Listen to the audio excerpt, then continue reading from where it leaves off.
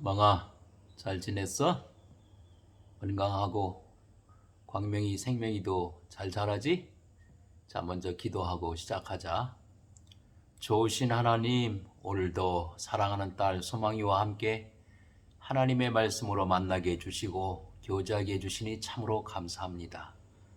주님, 지금 현재 이곳에 저희들 사이에 성령께서 임재해 주시고 역사해 주셔서 또 우리 소망이에게 지혜와 명철을 물붓듯이 부어주셔서 하나님의 말씀을 잘 깨닫게 해주시고 하나님의 말씀을 굳게 믿게 해주시고 그 말씀대로 삶 속에서 또 사역 가운데 실천하게 해주셔서 살아계신 하나님, 능력의 하나님을 날마다 만나고 경험하게 해주시고 믿음이 점점 더 견고해지게 해주셔서 하나님 나라 위에서 더 큰 일을 잘 감당할 수 있는 우리 소망이 되어지기를 원합니다. 또 말씀을 전하는 저에게도 지혜를 주시고 성령의 역사를 통하여 생명의 말씀으로 딸에게 증거할 수 있는 저가 될 수 있도록 주님 도와주시옵소서. 감사하며 예수님의 이름으로 기도하옵나이다. 아멘. 자, 지난 시간에는 에덴 동산에서 쫓겨난 아담의 후손인 우리 모든 인간이 가지고 있는 최대의 숙제, 가장 큰 고민거리, 가장 심각한 문제, 다시 말하면 인간의 입장에서는 어떻게 죄인된 인간이 의로우신 하나님 앞으로 돌아갈 수 있을까? 또 하나님의 입장에서는 의로우신 하나님이 어떻게 죄인들을 받아주는 것이 가능하게 되었나? 이거에 관한 얘기를 이제 설명을 좀 했던 것 같고, 자, 오늘은 이 질문으로부터 시작해서 좀 더 구체적으로 한번 살펴보는 시간을 갖도록 하자. 자, 하나님 곁을 떠나게 된 에덴 동산에서 쫓겨난 아담의 후손으로 태어난 모든 인간들에게 있어서 이 문제는 가장 중요하고 가장 큰 숙제라고 그랬는데, 그렇다면 이 문제를 해결하기 위해서는 우리가 이걸 생각해 보면 되겠지. 왜 아담이 하나님 곁을 떠나게 되었는가? 왜 아담이 에덴 동산에서 쫓겨났나? 자, 그것은 뭐 우리가 하는 것처럼 간단하지. 죄의 문제잖아, 죄의 문제. 그렇지? 죄의 문제. 그런데 여기서 우리가 생각해 볼 것은, 그럼 인간은 스스로 죄의 문제를 해결할 수 있는 능력이 있나? 성경은 처음부터 끝까지 인간은 인간 스스로 죄의 문제를 해결할 수 없다. 인간은 인간 스스로 자신을 구원할 수 없다. 라는 것이 일관된 성경의 가르침이야. 그러면 인간이 하나님께 돌아가서 교제하며 즐거워하며 영원히 사는 하나님의 창조의 목적을 위해서 인간 스스로 죄를 해결할 수 없다. 죄의 문제를 해결할 수 없다. 구원할 수 없다고 그러면 할 수 없이 누가 그 문제를 해결해 주셔야 되지? 하나님이지. 그러니까 하나님 편에서 인간의 죄의 문제를 해결할 수 있는 해결의 길을 우리에게 마련해 놓으셨다는 거예요. 그게 하나님의 사랑이고 하나님의 은혜지. 자, 그렇다면 하나님은 우리의 죄의 문제를 해결하고 하나님께 돌아올 수 있도록 무엇을 행하셨을까? 그것을 우리가 이제 다시 한번 생각해 보는 거지. 아담의 후손으로 태어난 우리들의 죄의 문제, 나의 죄의 문제를 해결하고 의로우신 하나님께 돌아가서 주님과 함께 기뻐하며 즐거워하며 영원히 살 수 있는 그 진리의 길, 구원의 길을 마련해 놓기 위해서 하나님은 무엇을 하셨는가? 자, 다시 말하면 죄의 문제를 해결하는 하나의 길을 하나님은 만들어 놓으셨다는 거지. 그런데 우리가 여기서 다시 한번 생각할 것은, 이제 처음이니까 죄인된 인간이 의로우신 하나님 앞에 돌아가기 위해서 죄의 문제가 해결함 되어야 된다라고 얘기했는데, 좀 더 구체적으로 얘기하면 의로우신 하나님께 돌아가기 위해서는 첫 번째, 우리의 죄의 문제가 해결되어야 되고, 두 번째, 하나님의 공의가 충족되어져야 한다. 왜냐하면 하나님은 사랑의 하나님이시면서 동시에 공의의 하나님이시야. 다시 말하면 하나님은 죄인과 죄를 미워하시고 심판하시는 공의의 하나님이다. 또 하나님은 동시에 진노하시는 하나님, 죄를 미워하시고 죄에 대해서 진노하시는 하나님. 그러니까 이 세 가지가 충족되어질 때 우리는 의로우신 하나님 앞에 돌아갈 수 있다. 자, 그러면 죄 문제. 자, 죄 문제가 먼저 해결되기 위해서 하나님은 어떤 방법을 사용하셨을까? 우리 히브리서 9장 22절에 나오는 것처럼 피 흘림이 없으면 제사함이 없다라고 얘기하지. 그러니까 하나님은 우리의 죄 문제를 해결하기 위해서 피를 사용하셨다. 피를 수단으로 삼으셨다. 우리가 아는 것처럼 구약에서는 짐승의 피가 우리 인간의 죄를 용서하는 걸로 설명되어 있지만 우리가 히브리서 10장 4절에 있는 것처럼 짐승의 피는 사람의 죄를 용서하지 못한다. 그러니까 구약의 제사 드릴 때 짐승이 제물로 들어지면서 피를 흘리는 짐승의 피는 결국 신약에 나오는 우리 예수님의 피를 예표하는 거다. 예수님의 피에 대한 그림자다. 우리가 그렇게 알 수 있겠지. 자, 그러니까 좀 더 구체적으로 얘기하면 하나님은 우리를 먼저 사랑하셔서 우리의 모든 죄악을 자기 아들에게 담당시키셨도다. 자기 아들에게 우리의 죄를 전가시켰다. 그런 얘기지. 그러니까 하나님의 아들 되신 예수님은 죄가 없으신데 죄도 모르시는데 평생토록 죄를 한 번도 저지른 적이 없으신데 우리의 죄, 나의 죄를 대신 짊어지고 죄값을 치르기 위해서 십자가에 피 흘려 돌아가셨다. 근데 여기서 예수님의 피에 대한 의미를 우리가 잘 생각해야 되겠지. 레위기 17장 11절에 보면 육체의 생명은 피에 있음이라 피가 죄를 속하느니라. 그러니까 육체의 생명은 피에 있다는 말은 다른 말로 하면 뭐예요? 예수님이 피를 흘려주셨다는 말은 우리에게, 나에게 죄의 문제를 해결해 주시기 위해서 생명을 주셨다는 말이야. 생명을 바쳐주셨다는 말이지. 생명은 이 세상에서 어떤 것과도 비교할 수 있는 가장 소중한 거야. 값으로 따질 수 없을 만큼 가장 값진 거지. 그러니까 최고의 값진 것을 나의 죄 문제를 해결해 주시기 위해서 바쳐주셨다는 거예요. 아주 옛날에 제가 어떤 기사를 내가 읽어봤는데 일본에 유학하는 한국 청년이 전철을 기다리다가 그 전철 선로에 일본 여자가 떨어졌어, 실수로. 그래 전철이 앞에서 다가오는데 이 한국 청년이 그 일본 사람을 구해주고 자기는 미처 피하지 못해가지고 전철에 치여서 사망했어. 자, 한국과 일본 관계는 좋지가 않아. 과거의 식민지 역사 때문에. 근데 일본에서 이것이 아주 대서특필이 됐어. 일본 사람이 그렇게 미워하고 무시하는 조센징, 한국 사람이 일본 사람을 위해서 자기의 목숨을 대신 바쳐주었다는 것이 아주 화제거리가 된 적이 있었어. 자, 한국 사람이, 한국 청년이 일본 사람을 위해서 자기 생명을 바쳐주었다. 얼마나 고귀한 일이야. 귀한 일이고.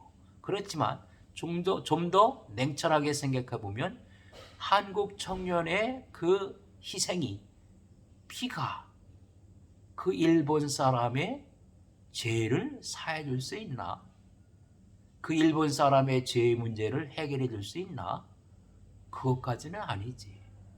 정말로 숭고한 희생 정신이긴 하지만 인간에게 있어서 가장 소중한 문제인 죄의 문제를 해결해 주지는 못한다. 그거야. 그런데 예수님은 자기의 피를 십자가 위에서 죄값을 치르기 위해서 대신 흘려줌으로써 우리의 죄를 용서받게 하셨다는 거예요. 그래서 육체의 생명은 피에 있음이라 피가 죄를 속하느니라. 예수 그리스도의 그 피가 우리 모든 인류의 모든 죄를 다 속해 주실 다 있다 그런 얘기지. 자, 두 번째. 자, 하나님의 공의의 하나님. 하나님은 죄를 미워하시고 죄인을 미워하시고 죄를 심판하시는 공의의 하나님이야. 그러니까 하나님 입장에서는 자기 아들에게 우리 모든 인간의 모든 죄를 다 담당시키셨다. 전가시키셨다. 그러니까 죄가 없으시고 죄도 모르시고 평생 한 번도 죄를 저지른 적이 없는 예수님이 우리의 죄 때문에 나의 죄 때문에 죄인이 되신 거지. 그 죄인된 아들을 하나님은 심판하신 거예요. 십자가 위에서 피 흘리며 돌아가시도록 심판하신 것이지. 그래서 십자가 위에서 예수님이 뭐라고 그러셔? 엘리 엘리 라마 사막다니 나의 하나님 어찌하여 나를 버리셨나이까. 그러니까 예수님은 죄가 없으시고 죄도 모르시고 평생 한 번도 죄를 저지른 적이 없기 때문에 십자가에 못 박혀 돌아가실 이유가 없는 거지. 그러나 대신 우리의 죄를 짊어지고 우리의 죄값을, 나의 죄값을 치르기 위해서 십자가 위에 못 박혀 돌아가신 거란 말이에요. 그래서 베드로전서 3장 18절에는 예수는 의인으로서 불의한 죄를 대신하셨다. 그렇게 나오지. 그러니까 자기 아들이 인간의 모든 죄를 대신 짊어지고 죄인으로서 십자가에 못 박혀 죽었다는 얘기는 하나님이 자기 아들까지도 심판하셨다는 거예요. 하나님의 의를 위해서 심판하셨다는 거지. 그래서 하나님의 아들이지만 우리의 죄값을 대신 지르기 위해서 하나님께서 심판을 당하셨다. 자, 그 죄에 대해서 하나님은 진노하시는 거예요. 그러니까 심판과 진노는 같이 간다 그렇게 생각하면 되지. 그러니까 하나님의 아들, 우리의 죄를 짊어지고 죄인이 되신 하나님의 아들 예수 그리스도에 대한 하나님의 진노 때문에 하나님과의 관계가 끊어지고 버림당한 거지. 그래서 십자가 위에서 예수님은 나의 하나님이라고 부르는 거예요. 왜? 나의 아버지라고 부르지 못하고 나의 하나님이라고 불렀다. 그래서 의로우신 하나님에 대한 말씀이 시편 7장 11절에 나와. 한번 좀 같이 읽어보자. 시편 7장 11절.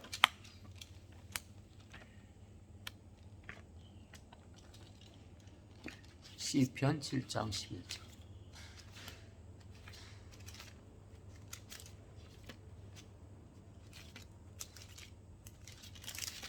자, 시편 7장 11절에 보면 이런 말씀이 나오지.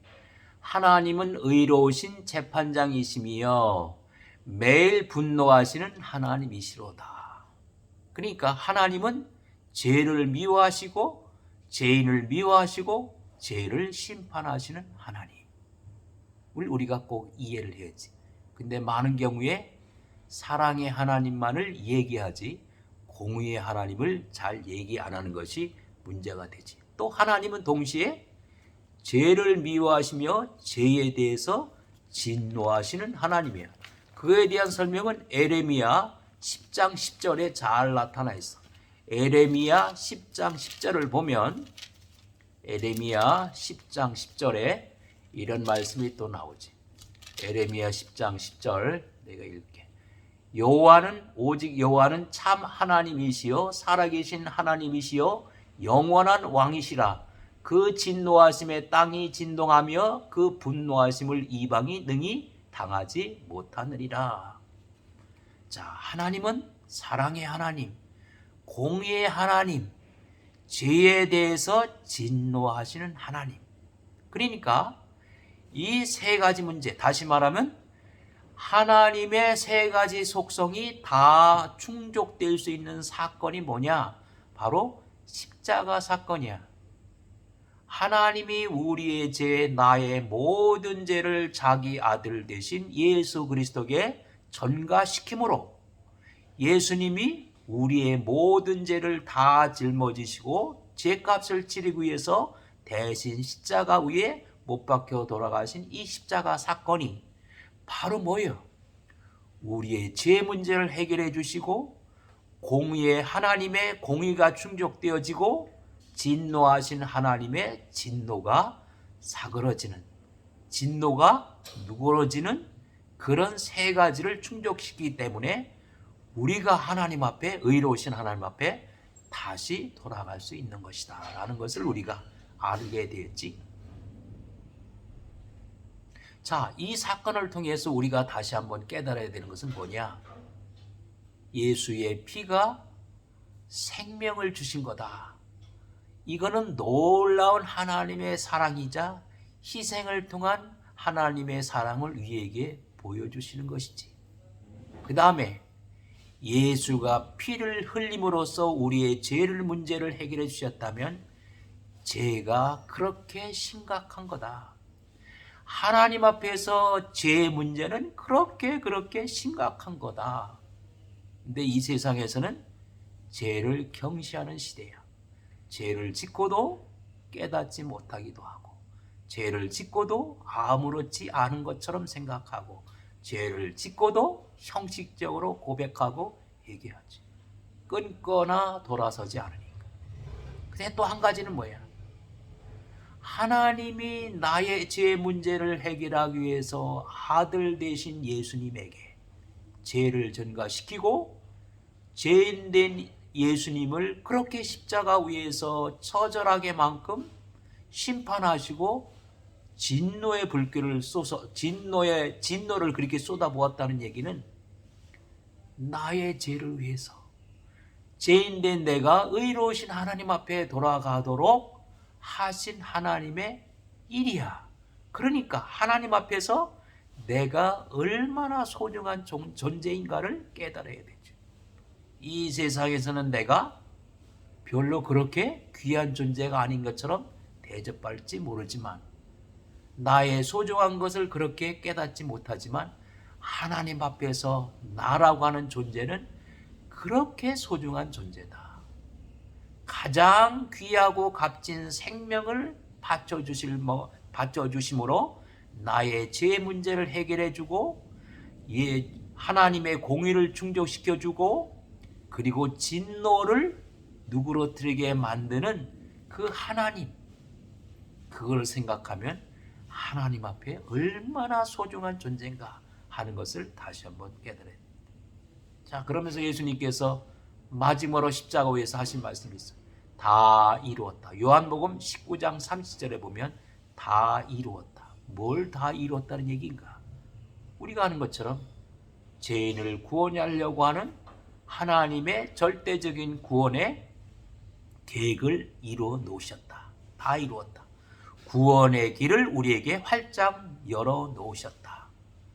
죄 사함의 길, 의로우신 하나님의 의가 충족되는 길, 진노하시는 하나님 그 진노를 누그러뜨리는 이 모든 일을 이루어 놓으셨다. 다시 말하면 죄인된 인간이 의로우신 하나님께 돌아갈 수 있는 길을 열어 놓으셨다. 자, 이때 다 이루었다. 이거에 대한 가시적인 눈에 보이는 증거가 나타났어. 그게 바로 뭐냐면 마태복음 27장 51절에 보면 이에, 자, 예수님 십자가에서 다 이루셨다 고백하는 그 순간에 이에 성소 휘장이 위로부터 아래까지 찢어져 둘이 되고 땅이 진동하며 바위가 터졌다. 이런 얘기예요. 자, 성소와 지성소 사이에는 휘장으로 가로막혀 있지. 그럼 언제 하나님의 임재를 나타내는 지성소에 들어갈 수 있을까? 죄인된 인간이 바로 1년에 한 번 대속죄일 때 대제사장이 2마리의 염소를 제물로 가지고 가서 한 마리는 백성을 위해서 드리고 한 마리는 자기 죄를 위해서 제물로 제사를 드린 다음에 이제 비로소 성소를 지나서 지성소를 들어가게 되지. 그리고 속죄소 위에, 속죄소 앞에 짐승의 피를 뿌린다. 자, 그런데 이 성소와 지성소 사이를 가로막고 있는 휘장이 위로부터 아래로 두 동강으로 찢어졌다. 자, 이 말의 의미는 뭐야? 하나님이 자기 아들을 통해서 죄인된 인간이 하나님께 돌아갈 수 있는 길을 열어놓으셨다. 이거를 하나의 모형적으로 설명한 것이 이제는 예수님을 쫓아서 모든 죄인이 예수를 믿고 구원받은 인간이 바로 예수님을 쫓아서 성소를 지나 지성소로 들어갈 수 있는, 그래서 하나님께로 돌아갈 수 있는, 하나님을 만날 수 있는 길이 열려졌다라는 의미가 되겠지. 자, 이것이 하나님이 우리 죄인된 인간을 위해서 이렇게 놓으신 놀라운 일이지. 자, 그러면 어떻게 죄인된 인간이 의로우신 하나님께 돌아갈 수 있을까? 방법은 뭐야? 믿음. 믿음으로 구원받는 것이지.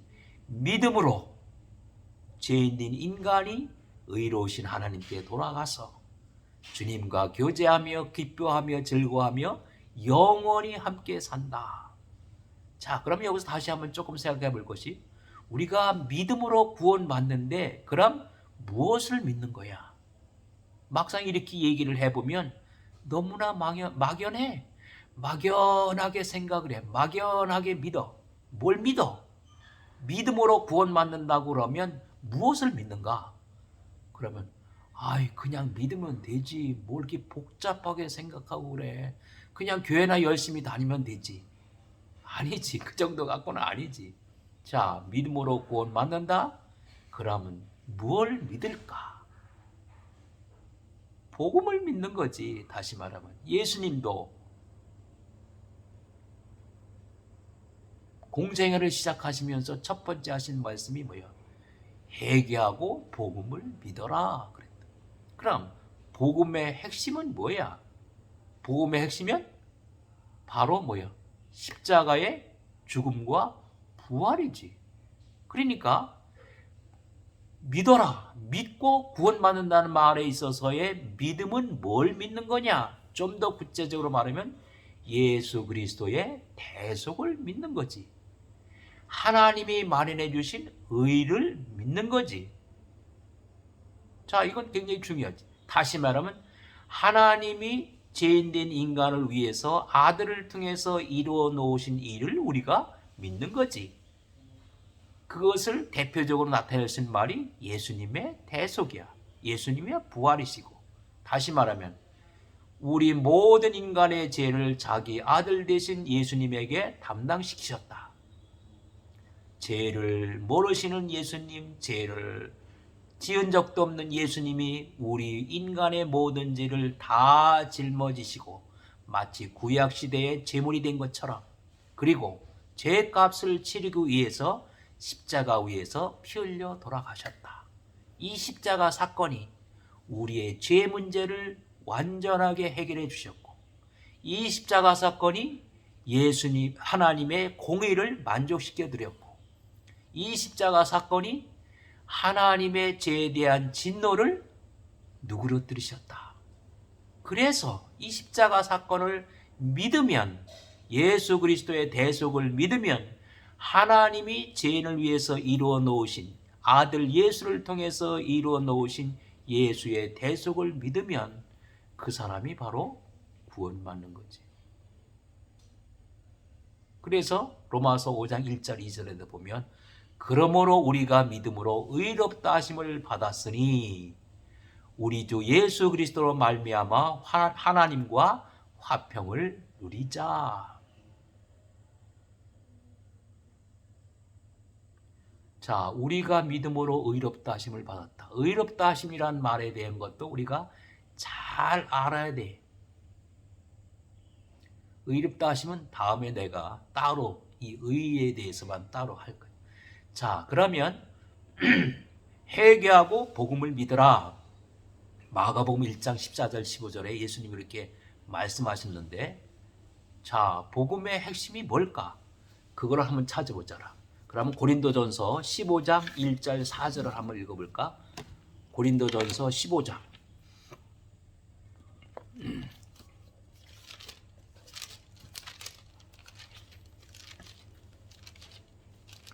고린도전서 15장 1절부터 4절 내가 직접 읽어볼게.